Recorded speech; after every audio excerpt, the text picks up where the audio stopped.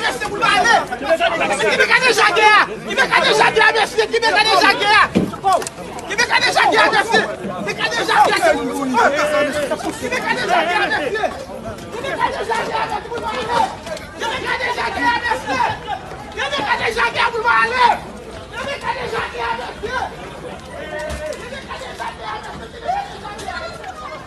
Pasteur Amel Lafleur débarqué ensemble avec cabinet avocal, cabinet l'église li pour que yo al défendre ni. Ou capable tande qui jan ambiance lan te dans commencement vidéo à qui jan tout monde après les laguer pasteur, mais li pas ta doué comme ça parce que li poko gen aucune peine qui prononcer jusqu'à présent, non capable dire li c'est yon présumé.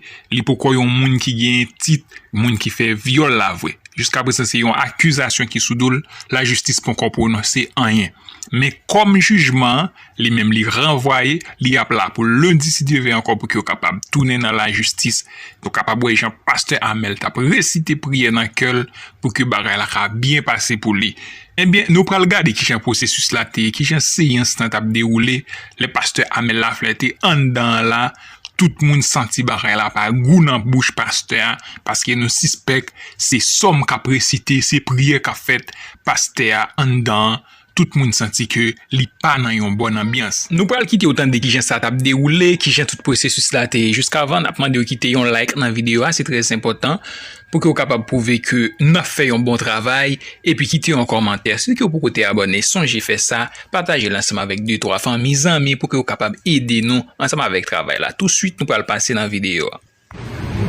À la suite de la signification de l'ordonnance de renvoi en date du 24 juillet 2017 rendue par le juge Joseph Jeudilier-Fanfan contre le pasteur Amel Lafleur et Jean-Michael Lissé, ces derniers ont été rejetés à peine.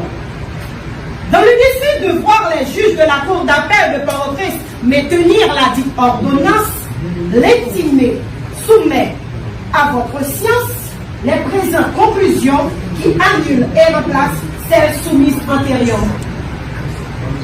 Ainsi, l'intimé Stéphanie Jean-Pierre espère qu'il plairait à la Cour d'apprécier les faits et moyens qui suivent. Honorable Président et juge, les conclusions que voici se divisent en 4 grandes parties. La première se focalise sur la genèse des faits ayant motivé l'ordonnance de renvoi. La deuxième partie se concentre sur l'appel interjeté par pasteur Amel Lafleur et Michael Lissé. La troisième se focalise autour des points, autour des raisons pour lesquelles l'ordonnance doit être maintenue. Voici ma première partie sur la genèse des faits. Lors d'une veillée de nuit tenue en son local Cisadem 19 à l'époque, le lundi 12 juin 2006, le pasteur Amel Lafleur, feignant d'être chevauché par le Saint-Esprit, ordonna à Micheline Jean-Pierre, mère de la mineure Stéphanie Jean-Pierre, de la lui confier, afin de la libérer d'une possession démoniaque.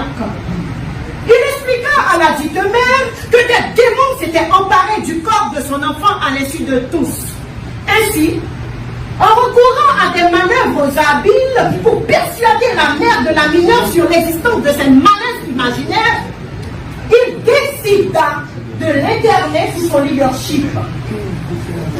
Il prétexta qu'il chassera ces légions de démons ou diabraciens de l'esprit de la fille, afin de l'épargner d'une mort imminente. Il a même confié que son Saint-Esprit tentera les possibles pour la sauver, ainsi que toute sa famille. Au cours de cette nuit fatidique, le leader évangélique se mit à parler en langage incompréhensible. Et qu'après chaque rafale de déblatération, un autre acolyte explique à l'Assemblée ce que lui, il comprend. Pourtant, dans la matinée de ce même lundi 12 juillet 2006, la mineure, alors âgée de 15 ans, venait de clôturer cet examen de la 3e secondaire. Ce cauchemar d'éternement durera 3 longues années et fut ponctué de viols, d'agressions sexuelles, de sévices, de coups et blessures, et surtout la perte de 3 longues années. Point 1. Un détournement de mineurs suivi de viol.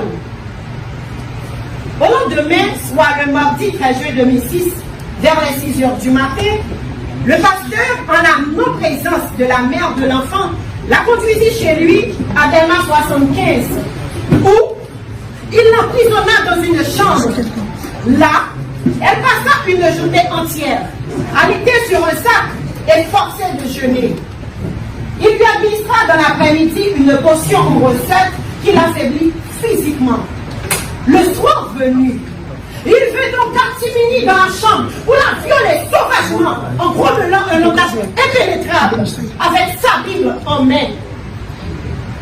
Le lendemain du viol, soit le mardi 14 juin 2006, face au refus de la mineure de se laver et pour s'accorder une impunité pour son viol, il se fit aider par de jeunes adeptes dévoués à sa personne, qui la baignèrent de force.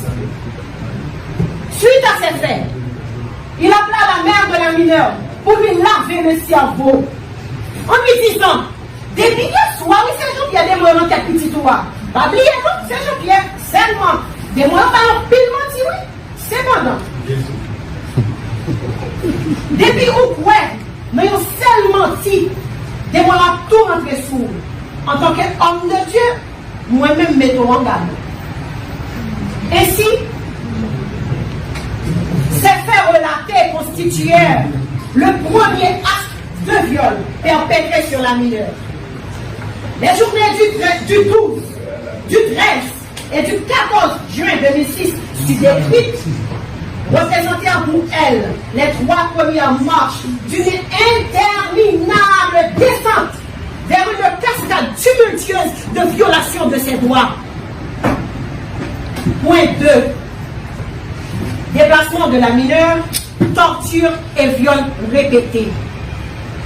Le pasteur amène la fleur immédiatement après son vol perpétré au cours de la nuit du 13 au 14 juillet 2006, la transféra chez son prophète et évêque Michael Jean Lucin, le mercredi 14 juin 2006.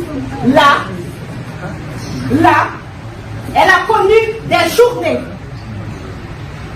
des sévices, des tortures, des violences de toutes sortes. Au cours des soirées, des agressions sexuelles et des viols répétés. L'évêque avait pour coutume de décréter des journées de jeûne forcés sous prétexte d'alimenter les démons occupant le corps de la victime. Elle était devenue une esclave sexuelle au service de gourous dépravés jusqu'à sa fuite en mai 2009, après 3 longues années. Point 3. Séquestration incontestable. Moi-même, moi, quand peut-être en 2014, parler de patience dans un tel procès, on pas dit que seulement tant le tribunal a fonctionné. Non. Parler de patience, il faut nous connaître.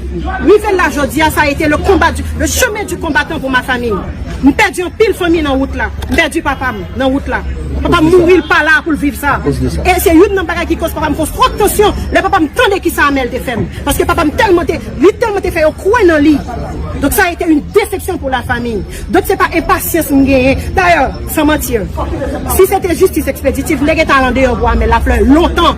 Même les traces son exemple. Je ne veux pas que vengeance va rentrer dans la question de vengeance. Moi, je crois que trace son exemple dans la société. Parents, si on fait mon confiance à petite nous, petite fille, pas c'est pasteur, c'est prêtre, c'est ceci, c'est cela. Non. Si mon petite fille, petit garçon doit en bas, nous. Donc ça, c'est mon combat. Je continue à avancer. Je crois dans la justice. D'ailleurs, j'ai le bon droit à mes côtés. J'ai les entités positives, bienveillantes, bienfaisantes. J'ai mon papa qui l'a même. Il n'est pas là physiquement, mais il est en esprit. Nous avons continué à combattre, nous avons continué à avancer et nous avons demandé justice.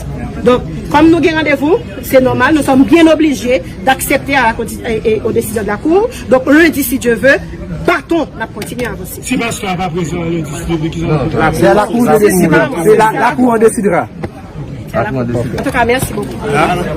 Il lit réquisitoire et à la suite de réquisitoire, il y a une sacrée mémoire ampliative qui est censée y avoir réponse à réquisitoire ministère public là que avocat pasteur Amelio te jugé bon pour le rédiger. Et c'est mémoire ça qui t'est lu. Moi-même, j'ai la parole.